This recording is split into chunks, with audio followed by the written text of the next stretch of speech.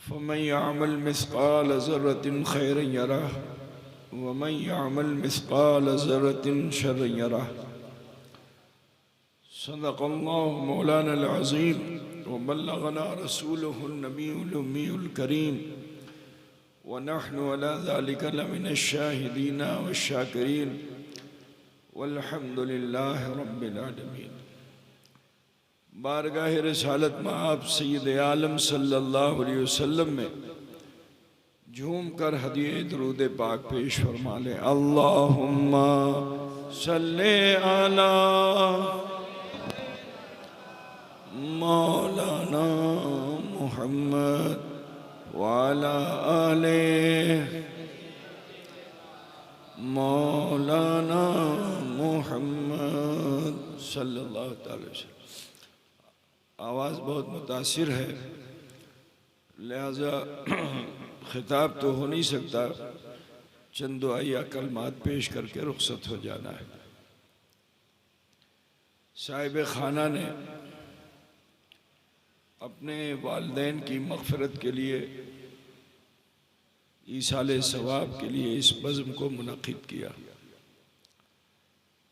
मैं दुआ करता हूँ अल्लाह ताला उनके वालिदैन की मग़फ़िरत फरमाए और क़ब्र को गुलज़ार जन्नत बना दे, जन्नतुल फ़िरदौस में उन्हें आला मुक़ाम अता फरमाए। ये दुनिया दारुल अमल है, यहाँ हमें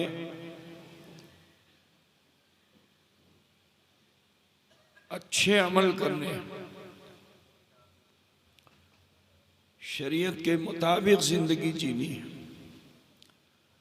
वो कामयाब हो गए जिन्होंने नेकियां और भलाइयां की, वो नाकाम हैं जिन्होंने अपनी मर्जी और तबीयत के काम किए। इसीलिए अल्लाह ताला इरशाद फरमाता है, फमन यअमल मिस्काल ज़र्रतिन खैरन यरह वमन यअमल मिस्काल ज़र्रतिन शर्रन यरह। तुम एक ज़र्रे के बराबर नेकी करते हो, अल्लाह खैर कसीर अता फरमाता है। एक ज़र्रे के बराबर ख़ता करते हो, अल्लाह बेशुमार सज़ा अता फरमाता है, क्योंकि वो परवरदिगार हम सब का खालिक व मालिक है।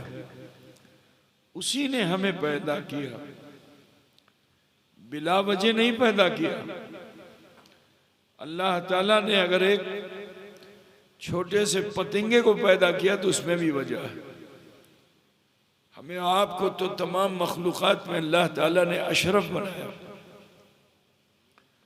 अल्लाह रब्बुल इज़्ज़त ने 18,000 मखलूक तख्लीफ फरमाया, लेकिन उन मखलूक़ात को अल्लाह ताला ने इबादत करने के लिए नहीं रखा, तस्बीह करने के लिए रखा। जैसा कि कुरान पाक में अल्लाह ताला इरशाद फरमाता है, युसब्बिहून लिल्लाहि मा फिस समावाति वल अर्द। जो कुछ ज़मीन व आसमान में सब अल्लाह की तस्बीह करते हैं। तो जो मखलूक सिर्फ तस्बीह करने वाली है, उनके पास तबीयत नहीं है, वो अपनी मर्जी के काम नहीं कर सकते। लेकिन अल्लाह ने दो मखलूक को पैदा किया जिसको अख्तियार अता फरमाया, अच्छे और बुरे की तमीज करने का। उसे खुद से चुनना होगा कि अच्छा चुने या बुरा चुने। वो दो मखलूक हैं, जिन और इंस। तो अल्लाह ताला ने इन्हीं दोनों मखलूक को इबादत करने पर मामूर किया। कुरान पाक में अल्लाह रब्बुल इज़्ज़त इरशाद फरमाता है, वमा खलक़तुल जिन्ना वल इंसा इल्ला लियअबुदून, कि हमने जिन और इंस को इसलिए पैदा फरमाया ताकि वो मेरी इबादत करें। तस्बीह सब करते हैं, इबादत सिर्फ दो मखलूक करती है। तो कल मैदान महशर ये 18,000 मखलूक जमा नहीं होगी। पैदा तो सबको किया अल्लाह ने, लेकिन अल्लाह सबसे हिसाब नहीं करेगा, क्योंकि उनके वहां तबीयत नहीं है, उनके वहां मर्जी नहीं है, तो वो सबसे हिसाब नहीं करेगा, क्योंकि उन्हें अल्लाह ने जो हुक्म दे दिया उसी पे अमल कर रहे हैं। किसी को सुभान अल्लाह की तस्बीह दे दी, किसी को सुभान अल्लाहिल अज़ीम की तस्बीह दे दी, किसी को सुब्हुन कुद्दूसुन रब्बुना व रब्बुल मलाइकति व रूह की तस्बीह दे दी। अल्लाह ने जिस मखलूक को जो चाहा तस्बीह अता फरमा दी, और वो उसी तस्बीह करने में लगे हुए हैं। अगरचे पहाड़ से पत्थर काट कर मूरत भी बना दी जाए, जिसके सामने इंसान कुफ्र और शिर्क करता है, उसके बावजूद वो अल्लाह की तस्बीह करते हैं। वो बुत अल्लाह की तस्बीह करते हैं। अल्लाह उनसे हिसाब नहीं लेगा। हिसाब किससे लेगा? इंसान से और जिन से। बस ऐसे समझ लो कि ये घर है, तो इस घर में घर वाले ने किसी को जिम्मेदार बना दिया, तो जिसे जिम्मेदार बनाया जाएगा हिसाब तो उसी से लिया जाएगा ना, कि सारे घर से, बेटे से भी हिसाब हो तो अब्बा से भी हिसाब हो तो अम्मा से भी हिसाब हो। नहीं, जिसको जिम्मेदार बनाया गया हिसाब उसी से लिया जाएगा। ठीक है? तो अल्लाह ताला ने इन दोनों मखलूक को इस जमीन पर जिम्मेदार बनाया और इन्हें अख्तियार दे दिया, अच्छा चुनना है बुरा चुनना है तुम्हारी मर्जी है, हिसाब तुम्ही से होगा। कल मैदान महशर हिसाब तुम्ही से होगा।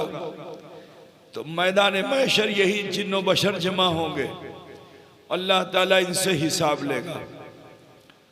99 नेकियां हैं, एक खता है, अल्लाह नापसंद कर ले तो वो सारी नेकियां बेकार हो जाएंगी। एक छोटी सी खता अल्लाह नापसंद कर ले, सजा दे देगा अल्लाह, क्योंकि वो यौम जजा का मालिक है। 99 गलतियां हैं, एक नेकी है, अल्लाह उसे पसंद फरमा ले तो 99 गलतियों को माफ करके एक नेकी की बुनियाद पर अल्लाह उसे जन्नत अता फरमा दे, क्योंकि वो परवरदिगार है जो यौम जजा का मालिक है। ऐ अजीजो, ये अल्लाह ताला का अजीम एहसान है कि अल्लाह रब्बुल इज्जत ने इंसान की खताओं के बावजूद भी इंसानों को जलील और रजील नहीं किया। इंसानों के दरमियान अल्लाह ताला ने नबियों रसूलों को भेजा, हादीन को भेजा। वो आए और उन्होंने आकर हिदायत की। जो लोग जिन्होंने कोथा मान लिया वो कामयाब हो गए, जिन्होंने नबी की कोथा को नहीं माना तो कुरान में उनका जिक्र है कि अल्लाह ने उनकी सूरत बदल दी, उन्हें सूअर की तरह कर दिया, उनके चेहरे को गधों की तरह कर दिया, बंदर बना दिया, उनकी हस्तियों को मिटा दिया। लेकिन जिन्होंने तक़वा परहेजगारी के साथ जिंदगी गुजारी तो अल्लाह ने उन पर इनाम नाजिल फरमाया, जैसा कि कुरान पाक में अल्लाह इरशाद फरमाता है कि अनमल्लाहु मिनन नबिय्यीन वस्सिद्दीक़ीन वश्शुहदाए वस्सालिहीन। अल्लाह ताला ने नबियों पर इनाम फरमाया, सच्चों पर इनाम फरमाया, शुहदा पर इनाम फरमाया, और जो लोग नेक काम करते रहे अल्लाह ने उन पर इनाम फरमाया। अज़ीज़ान गिरामी, ये दुनिया दारुल अमल है, यहाँ हमें अच्छे और नेक अमल करने हैं। मैं आपको बताता चलूं, बस एक तस्करे के बाद अपनी गुफ्तगू को ख़त्म कर दूंगा। कुरान पाक में बहुत सी कौमों का तस्करा है, उसमें एक कौम है कौम बनी इसराइल, इसका भी जिक्र है। ये बड़े जिद्दी और हरधर्म, अगर 5 लोगों को जमा कर लो तो उसमें से 4 की पहचान गुंडागर्दी और बदमाशी की बुनियाद पे। कोई एक होता जो सीधा सादा होता। ये हालत थी कौम बनी इसराइल की। उस कौम के लिए अल्लाह ताला ने जलील कद्र नबी मूसा अलैहिस्सलाम को चुना। हजरत मूसा अला नबीना अलैहि तो वसना अपनी कौम को हिदायत करते रहे बड़ी मुश्किलों से। कुछ लोग आपके मानने चाहने वाले हुए। हजरत मूसा अलैहिस्सलाम अपने उन्हीं साथियों के साथ बैठकर रुश्दो हिदायत की तालीम दे रहे थे कि अचानक एक नौजवान अकड़ता हुआ, सीने को तानता हुआ, जैसे कोई गुंडा बदमाश चलता है, बड़े रौब के साथ चलता हुआ नबी के पास आया। उधर से गुजर रहा था। नबी ने जो देखा तो फरमाया, एखने आशो, बुलाया, करीब आओ। करीब तो आया मगर अदब से नहीं आया, हाथ बांध के नहीं आया। हाथ बांधा मगर कहां बांधा? पीठ के पीछे, सीना तान के। होता है ना, देखा है बहुत लोगों को, सीना तान करके बड़ी बड़ी आंखें निकाल कर मूसा अलैहिस्सलाम से कहा कि काजर जन्नो तुम ही डाकलेन। तो मूसा अलैहिस्सलाम ने फरमाया, देख गुंडागर्दी छोड़, जुल्म जाती छोड़, ये जीवन ज्यादा दिन का नहीं है। अपनी जवानी पे इतरा नहीं, जुदी मोरे जाबेन तो अल्लाहर काछे तुमी की जवाब दिबेन। तौबा करिए लो। उसने जो सुना ना तो हुकारी भर करके मूसा अलैहिस्सलाम को पीठ दिखा दिया। जूते की ठोकर से धूला उड़ाता हुआ बदमस्त हाथी की तरह चलता हुआ मार्केट में पहुंचा। अब जो मार्केट में पहुंचा तो अपनी आदत के मुताबिक दुकानदार से हफ्ता वसूलने लगा। तो टका देन, तो टका देन। कोई यतीम यसीर, कोई बेवा मिल जाए तो उसका माल छीन लिया। दिन भर जुल्म सितम करता रहा। शाम को जब अपने घर पहुंचा, थका मांदा था, जो कुछ जुल्म की गठरी थी उतारा और सामने खाट पड़ी हुई थी, उस खाट पे जाकर लेट गया। जैसे ही लेटा गहरी नींद में चला गया। आधी रात तक बेखबर सोता रहा। आधी रात के बाद उसकी आंख खुली। अब वो खाट से उठना चाहता था, उठ नहीं पा रहा। हाथ हिलाना चाहता है तो हाथ नहीं हिलता, पैर हिलाना चाहता है तो पैर नहीं हिलता, गर्दन घुमाना चाहता है तो गर्दन नहीं घूमती, और धंगो हो गया। उस समय उसका दिल धक धक करने लगा। अपनी हालत को देखकर सिर्फ पलकों के पपोटे थे जो ऊपर नीचे हो रहे थे। अपनी हालत जार पे अफसोस करने लगा। मन से आवाज आई कि जुदी तुम्हें मोरे जाते तो की होतो। जब ये आवाज उसने सुनी तो रोंगटे खड़े हो गए, बदन कांप गया कि जुदी अमी मोरे जातम तो की होतो। अल्लाहर काछे अमी की जवाब दीतम, अमी किचु भालो काज करलम ना। ये अभी बोला ही था कि आंख से आंसू भी गिरने लगा अफसोस का। जब इंसान इस हाल में पहुंचता है तो इंसान का साथी दिल होता है। दिल, इस दिल ने तसल्ली दी, चिंता करो नहीं, अभी तो मरे नहीं हो ना, जीवन है, सांस है तो आस है। तुमने सुना नहीं मूसा ने क्या कहा था, जीवन में तौबा कर लो, तो तुम ही तौबा करिए लो, अल्लाह तुम्हार खुदी माफ करी देवे। अब वो तौबा करने की नीयत से तौबा करने जा रहा है कि अचानक फिर वो लज्जित हुआ, शर्मिंदा हुआ कि मैं अल्लाह की बारगाह में कैसे तौबा करूं, किस मुंह से तौबा करूं। मैंने तो जीवन में कोई भालो काज नहीं किया है, मैंने तो कोई नेकी नहीं की है। जीवन में अल्लाह की बारगाह में तौबा कैसे करूं। तो जो इरादा उसका बना था वो सर्द होने लगा, लेकिन फिर इस दिल ने रहबरी की कि तुझे तौबा का ढंग नहीं मालूम, लेकिन जिसने तुझे तौबा की दावत दी है वो तो अल्लाह वाला है।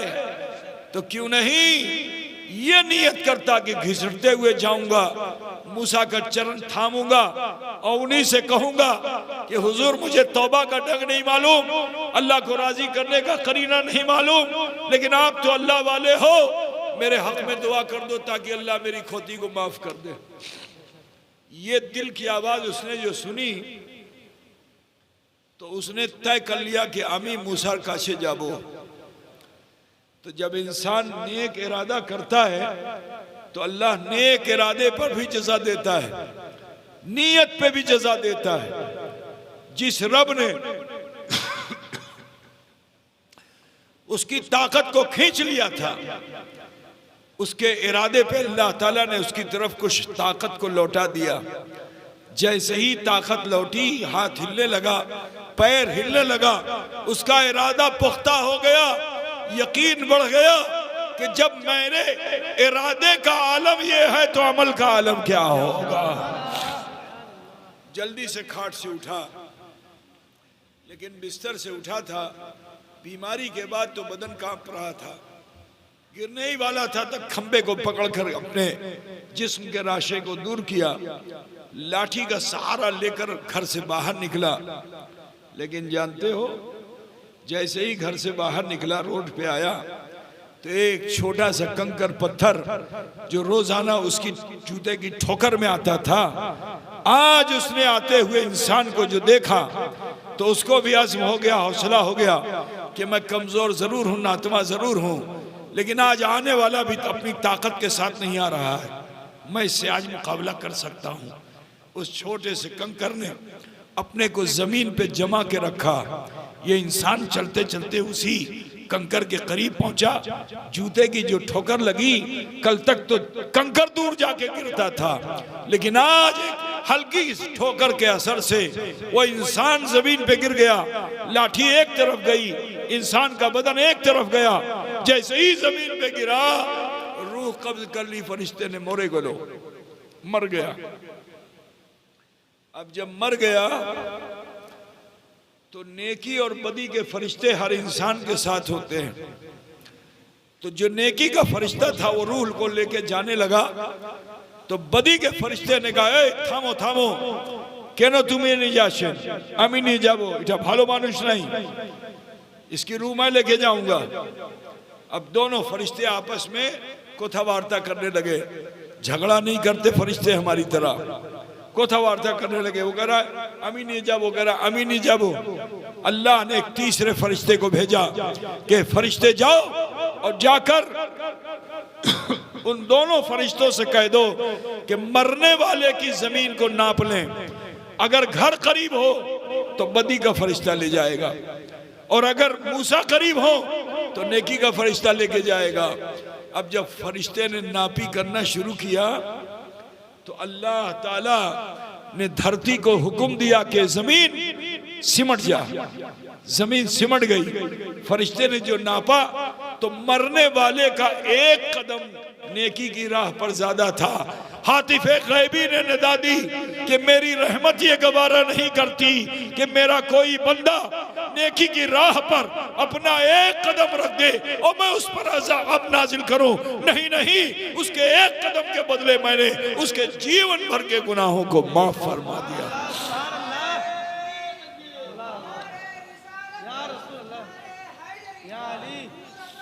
तो अजीजो, ये दारुल अमल है, ये दुनिया दारुल अमल है। खेल कूद करके जाना अच्छा नहीं। अल्लाह उसके रसूल के हुक्म को मान कर जाना ये अच्छा है। इस दारुल अमल में अगर आप अच्छे काम करोगे तो उस बीज का फल अच्छा होगा।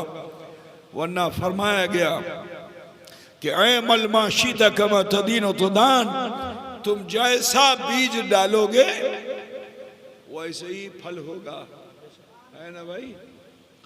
रास्ते में आजकल देखोगे रोड के किनारे एक कांटेदार पौधा निकला हुआ होता है, देखा है? उसके पत्तों में भी कांटा होता है और उसका फूल जो होता है पीला पीला होता है। उसको आप लोग क्या बोलते हो? क्या कांटा? कांटा गजला, पीला पीला फूल होता है ना। जब उसका फूल झड़ जाता है तो उसके अंदर जो दाना होता है वो सरसों की तरह होता है। कैसा होता है? सरसों की तरह होता है। अब दोनों, एक हथेली पे सरसों रखो, दूसरी हथेली पे वो उसको रखो, चीन पाओगे? चिनते पाओगे कौन सा है? दोनों की शक्ल एक जैसी है, लेकिन अगर उसको जमीन में डाल दो तो बीज की जो तासीर होगी उसका असर जाहिर होगा कि नहीं होगा? बोलो भाई, कि अगर तुमने 100 सरसों को और उस कांटा, क्या बोला तुमने, कांटा गजला को के बीज को, दोनों को एक साथ बोया, दोनों का पौधा निकलेगा कि नहीं निकलेगा? निकलेगा ना। लेकिन हाल क्या होगा? एक वो है कि जिसमें सिर्फ कांटे ही कांटे हैं और दूसरा वो है कि जिसमें बालियां ही बालियां हैं, एक सरसों से अनेक सरसों। तो यही रसूल कायनात ने फरमाया कि अमल माशी तक कमा तदीन तुदान, तुम जैसा बोओगे वैसा काटोगे। तो ये दारुल अमल है, यहाँ अच्छे काम करना सीखो, बुराई से बचो, नेक अमल करो, खौफ खुदा पैदा करो मेरे अजीज, क्योंकि हमें तुम्हें सबको इस दुनिया से जाना है। बस इतना बता दूं, आखिरी बात वो ये है कि हम रसूलुल्लाह के उम्मती हैं और इस बुनियाद पर अगर हम मर गए, कलमे शहादत पे अगर हमें मौत आ गई, ईमान के साथ अगर हम चले गए, बुरे भी होंगे अगर हम ना, तो सुनो, अल्लाह ताला मरने के बाद इन दो फरिश्तों को कि जो अल्लाह से अर्जी लगाते हैं किरामन कातिबीन कि अल्लाह क्या हम आसमान में आ जाए, अमर काष्ट से सोलो, तो अल्लाह ताला उनको आसमान में जाने का हुक्म नहीं देता, बल्कि फरमाता है कि मेरे उस बंदे के पास जाओ, उसकी कब्र पे जाओ, एक सरहाने खड़े रहना और एक पैताने खड़े रहना, सुबह क़यामत तक उसकी मग़फ़िरत की दुआ करते रहना। तो अजीजों, बना में मुस्लिम तुम्हें ये फायदा मिल रहा है, लेकिन उस फायदे का नाजायज फायदा हासिल दुनिया में मत करो। अल्लाह तुम पे इतना मेहरबान है, तो मेहरबान रब्बुल आलमीन के उस एहसान को फरामोश मत करो। अल्लाह को राजी करने की कोशिश करो, सालेह बनो, नेक बनो, मुत्तकी बनो, परहेजगार बनो, तकवा शियार बनो, अल्लाह से डरने वाले बनो, दुनियादार मत बनो, दूसरों को देखकर उनके रंग को मत अख्तियार करो, अल्लाह के रंग को अपने ऊपर गालिब कर लो, ताकि इस दुनिया में भी जब तक रहो अल्लाह तुम्हें इज्जत दे, मर जाओ तो कब्र में भी इज्जत मिले, और जब उठाए जाओ तो महशर में भी अल्लाह तुम्हें इज्जत अता फरमाए। तो लिहाजा आप सबसे कहना है, अपने अमाल की इस्लाह करते रहिए, बुराइयों से बचते रहिए, नेकियां करते रहिए, जो फ़राइज़ वाजिबात अल्लाह ताला ने हम पर नाफिज किए हैं उससे मुंह मत फेरिए, उससे रूगर्दानी मत कीजिए, अल्लाह के हुक्म पर चलिए। अल्लाह ने नमाज पढ़ने का हुक्म दिया, नमाज पढ़िए, रोज़ा रखने का हुक्म दिया, रोज़ा रखिए, हज करने का हुक्म दिया, इस्तिताअत हो हज कीजिए, ज़कात देने का हुक्म दिया, इस्तिताअत हो ज़कात दीजिए। ये तो हुकूकुल्लाह हुए। हुकूकुल इबाद क्या है? कि अपने घर से लेके समाज तक हर किसी छोटे बड़े का ख्याल कीजिए। आप नमाज बहुत पढ़ते हैं, बीवी का हक छोड़ देते हैं, आप नाकाम हैं, ठीक है? आप नमाज नहीं पढ़ते हैं, सबके हुकूक को बराबर से तकसीम करते हैं, फिर भी आप नाकाम हैं। कामयाब कब होंगे कि जब हुकूकुल्लाह और हुकूकुल इबाद दोनों पर मसावी नजर होगी, बराबर रखोगे। तराजू के दो पलड़े हैं, इसको लेवल में रखोगे तो बैलेंस होगा, लेवल में नहीं रखोगे तो आप डिसबैलेंस हो जाओगे, नाकाम हो जाओगे। तो आपसे कहना है कि हुकूकुल्लाह को भी अच्छे से अदा कीजिए और हुकूकुल इबाद में कोताही मत कीजिए। इंशाअल्लाह ताला अगर इस तरह से जीवन व्यतीत करेंगे तो दुनिया भी आपकी अच्छी होगी, आखिरत भी आपकी बेहतर होगी। आओ, हमारी ज़िंदगी में हमसे बहुत से भूल खता गुनाह सरजद हो गए, तो लिहाजा उसकी इस्लाह के लिए अल्लाह ने अभी हमें ज़िंदगी बख्शी है। दो जानू बैठ जाइए जैसे नमाज में बैठते हैं और अपने हाथों को नाभि पे बांध लीजिए। माँ बहन बेटियां सीने पे हाथ रख लें, थोड़ी देर का मुराकबा करें, अपने नफ्स से मुहासिबा करें। जो कुछ भी खताएं गलतियां नजर आएँ उसे अल्लाह के हुजूर पेश करके माफ़ी के तलबगार हो जाएं। इंशाअल्लाह दुनिया भी अच्छी होगी, आखिरत भी बेहतर होगी।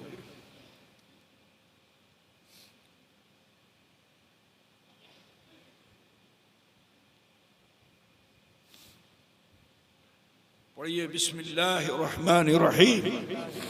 ला इलाहा इल्लल्लाह मुहम्मदुर रसूलुल्लाह।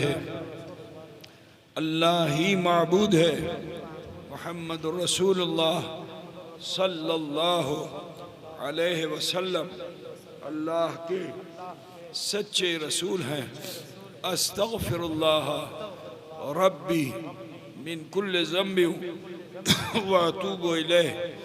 ऐ अल्लाह, तेरी बारगाह में सच्चे दिल से सब छोटे बड़े गुनाहों से हम तौबा करते हैं और हम वसीला चाहते हैं तेरे महबूब सैयद आलम नूर मुजस्सम अहमद मुश्तबा मोहम्मद मुस्तफ़ा सल्लल्लाहु अलैहि वसल्लम का। ये अल्प समय में अल्लाह ताला ने हम पे फضل फरमाया कि हमने कलमा शरीफ पढ़ा और इस्तग़फ़ार किया। इस समय हम और आप ऐसे हो चुके हैं जैसे माँ के पेट से पैदा होने वाला बच्चा होता है। ज़रूरी है कि अपनी आने वाली ज़िंदगी को बेहतर बनाएं, गलत कामों से अपने आप को बचाएं, नेक अमल करें। इंशाअल्लाह दुनिया भी अच्छी होगी, आखिरत भी बेहतर होगी। चलते चलते मामूल के मुताबिक मैं आप सबसे पूछना चाहता हूँ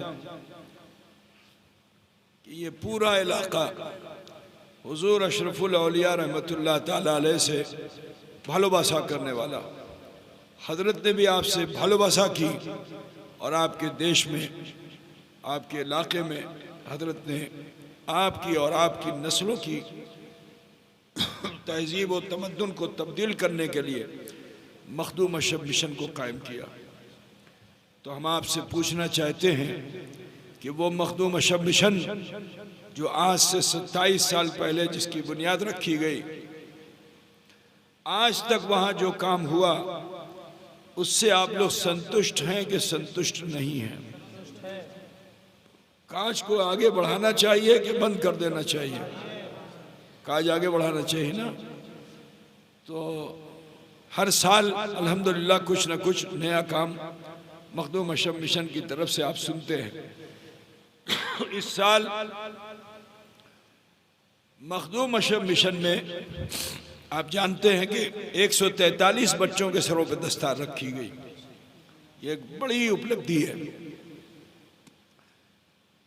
इस साल एडमिशन में तकरीबन 1200-1300 बच्चों ने फॉर्म भरा था।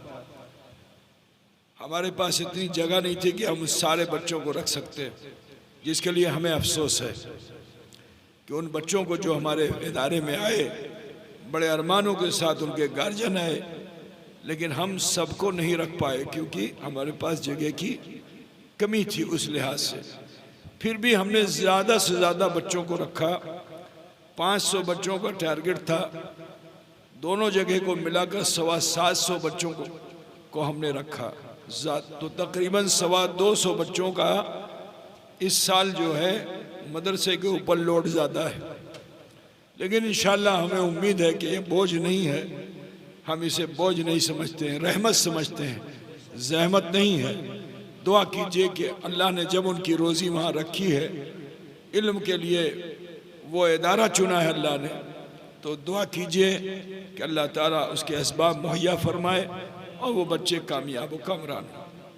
दूसरी चीज़ ये है कि आज हम ये देख रहे हैं बहुत सालों से कि आप लोगों के अंदर एक जहन बना है कि अपने बच्चों को आप स्कूलों में भेजते हैं और उन बच्चों को स्कूल में भेजकर आप भूल जाते हैं कि वहाँ से वो सीख कर क्या आएगा। कुछ लोग तो कुफ्फार मुशरिकीन के स्कूलों में भेज देते हैं, वो बच्चे भी गुमराह हो जाते हैं। कुछ लोग बनाम मुस्लिम स्कूलों में भेज देते हैं, जहाँ से बच्चा 2 महीने 3 महीने रहकर जब लौटता है तो आपकी तहजीब पर उंगली उठाता है। आप फातिहा के लिए मिठाई ला के रख देते हो तो आते ही साथ बोलता है ये बिदअत है, शिरक है। बात समझे ना? तो शिक्षा तो आपने दिलाई, लेकिन उसका ईमान लुटा दिया आपने, उसका अकीदा लुटा दिया आपने। ज़रूरत है कि ऐसे स्कूलों में आप अपने बच्चों को भेजिए जहाँ दुनियावी तालीम भी अच्छी हो, साथ ही साथ वो बच्चा अकायद में भी पुख्ता हो, ताकि जब वो जवान हो तो उसको कोई गुमराह न कर सके, बल्कि जो गुमराह हो वो बच्चा उसे राह हिदायत अता करे। तो बोलो ये ठीक रहेगा कि नहीं ठीक रहेगा? इसी सोच को लेकर हम चैलेंज नहीं करते कि हम कामयाब होंगे, लेकिन अल्लाह की रहमत से हम मायूस नहीं हैं। तो हमने आईने हिंद पब्लिक स्कूल पीराना पीर में कायम कर दिया है और उसका एडमिशन अभी जारी है। तो लिहाजा आपसे कहना है कि जो लोग अपने बच्चों को अंग्रेज़ी पढ़ाने का शौक़ रखते हैं, सबसे पहले तो हम कहेंगे कि अपने बच्चों को हाफिज आलिम बनाइए। आप अगर नहीं बना पा रहे हैं, स्कूल में पढ़ाना चाहते हैं, तो फिर ऐसे स्कूल में भेजिए जहां आपका बच्चा सुन्नी सहीउल अकीदा रह करके खुद भी खुश अकीदा मुसलमान बने और दूसरों को भी खुश अकीदा मुसलमान बनाए। उसी मकसद के तहत आईने हिंद पब्लिक स्कूल कायम किया गया है। अल्लाह आपको तौफीक दे तो आप उनके ज़िम्मेदारों से रब्ता करें और अपने बच्चों को जल्द से जल्द वहाँ भेजें। वहाँ 2 सूरत है। अगर आप अपने बच्चे को घर पे रखकर पढ़ाना चाहते हैं तो गाड़ियों का इंतज़ाम कर दिया जाएगा। बेहतर ये है कि आप उन्हें हॉस्टल में रखें, क्योंकि उन पर फिर निगरानी ज़्यादा होगी, उन पर तरबियत उनकी ज़्यादा होगी। तो बहुत अच्छा है कि उन बच्चों को हॉस्टल में आप रखें, और नहीं रख सकते हैं तो आपके लिए गाड़ियों का भी इंतज़ाम किया जाएगा। तो लिहाजा अगर मेरी आवाज़ आप तक पहुंच रही है तो इसे ख़ुद भी कबूल कीजिए और दूसरों तक उसे पहुंचाइए, ताकि ज़्यादा से ज़्यादा बच्चे वहाँ पहुँचें और वो बेहतर तालीम हासिल कर सकें। उसका पम्फलेट है, हैंडबिल है, इसे आप ख़ुद भी रखिए और अपने मोबाइल में इसे सेव करके अपने ग्रुप में डाल दीजिए, ताकि इस कार्य खैर से आपको भी सवाब मिले और दूसरे भी फ़ायदा हासिल कर सकें। मैं इन्हीं कलमात के साथ मैं अपनी गुफ्तगू को ख़त्म करने से पहले पूछना चाहता हूँ कि क्या ये स्कूल हम चलाएं या बंद कर दें? बोलो भैया, चलाना चाहिए या बंद कर दें? तो अगर चलाना चाहिए आप कहते हैं तो इसमें हम लोगों ने बड़े बड़े बैनर नहीं लगाए, ठीक है ना? क्योंकि हमारा सारा काम जो है दिल से और मुख से है, ज़बान और दिल से ही सारा काम है। इतना बड़ा मिशन कायम किया, कहीं कोई देखा आपने बैनर पोस्टर? नहीं देखा ना, लेकिन मशहूर पूरे हिंदुस्तान में हो गया कि नहीं हो गया? क्यों हो गया? क्योंकि यहाँ से और यहाँ से मामला है, मुख से और दिल से मामला है। तो अगर आपको के भी दिल में ये बात आ गई है, उसे अपने मुख पे ले आइए। समझ रहे हैं आप? माउथ टू माउथ कन्विंस कर दीजिए। तो जब ये कन्विंसिंग आप कर देंगे तो इंशाअल्लाह ताला हमें किसी बड़े बड़े होर्डिंग लगाने की ज़रूरत नहीं है। इंशाअल्लाह माउथ टू माउथ हमारी बात बहुत दूर तक पहुंच जाएगी और ज़्यादा से ज़्यादा लोग उससे फ़ायदा हासिल करेंगे। व आखिर दावाना अनिल हम्दुलिल्लाहि रब्बिल आलमीन। अस्सलाम।